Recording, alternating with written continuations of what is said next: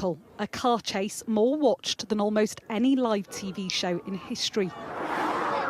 Look at this. O.J. Simpson, at this point a fugitive from justice, suspected of murder.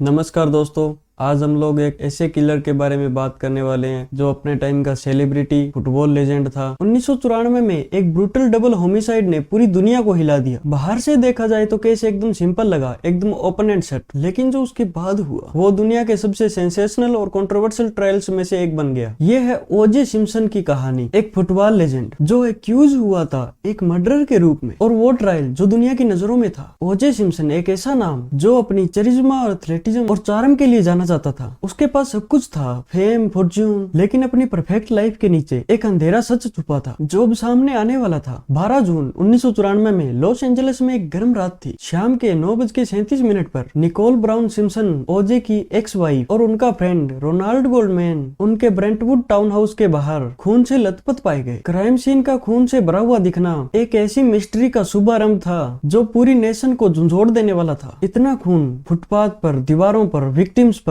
लेकिन जैसे जैसे investigation बढ़ती गई कुछ और ही स्कैरी चीज सामने आई। एक ऐसा एविडेंस का ट्रैक जो लीड करता था एक शॉकिंग सस्पेक्ट की तरफ, कोई जो विक्टिम के करीब था और जो हर चीज खोने वाला था। इन्वेस्टिगेशन बहुत जल्दी शुरू हो गई थी। डिटेक्टिव्स को क्राइम सीन पर एक खूनी ग्लव मिली और दूसरा सिर्फ कुछ कदम दूर सिम्पसन के घर के पास भी पजल्स के टुकड़े अपनी जगह पर आ रहे थे। लेकिन जैसे जैसे इन्वेस्टिगेटर्स ने केस को सोल्व करने की कोशिश की, ओजे सिम्पसन जो प्राइम सस्पेक्ट था उसने कोऑपरेट करने से मना कर दिया। क्या वो गिल्टी था या फिर ये सब एक सेटअप था? कई हफ्ते तक सिम्पसन ने अपने इन्वॉल्वमेंट को डिनाई किया, लेकिन फिर 17 जून 1994 को एक ऐसा इंसिडेंट हुआ जो सब कुछ बदल देने वाला था। दुनिया ने रियल टाइम में देखा जब ओजे सिम्पसन अपने दोस्त एआई कोवलिंग के साथ पुलिस के साथ एक ड्रामेटिक लो स्पीड चेज में शामिल हो गया। लॉस एंजलिस के रास्ते पर मिलियंस लोग अपनी टीवी स्क्रीन के सामने बैठकर देख रहे थे, सोच रहे थे क्या ये एक आदमी था जो इंसाफ से भाग रहा था या फिर एक आदमी था जो अपनी जान के लिए भाग रहा था। गाड़ी में ओजे बिल्कुल शांत था। क्या वो गिल्टी था या फिर अपने ऊपर लगाए गए इल्जाम से बचने की कोशिश कर रहा था? अब स्टेज सेट हो गया था एक ऐसे बैटल के लिए जो दुनिया के हर कोने में देखा जाने वाला था। People versus Orenthal James Simpson.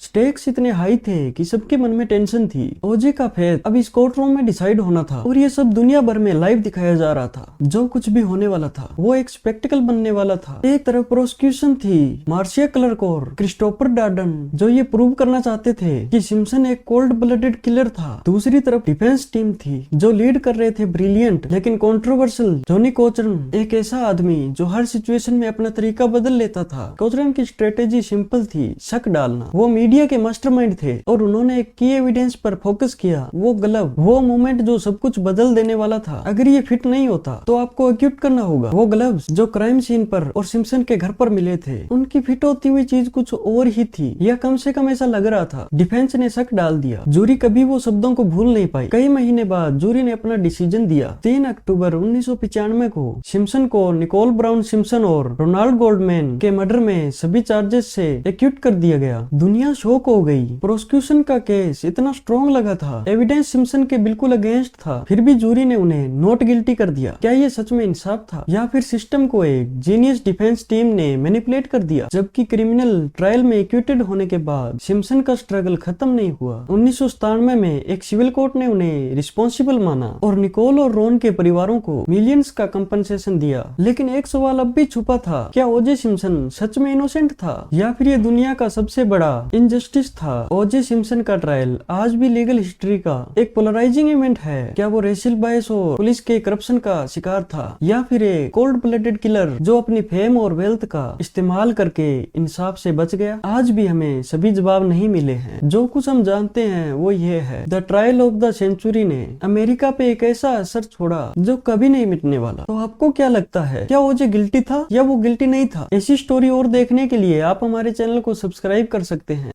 धन्यवाद।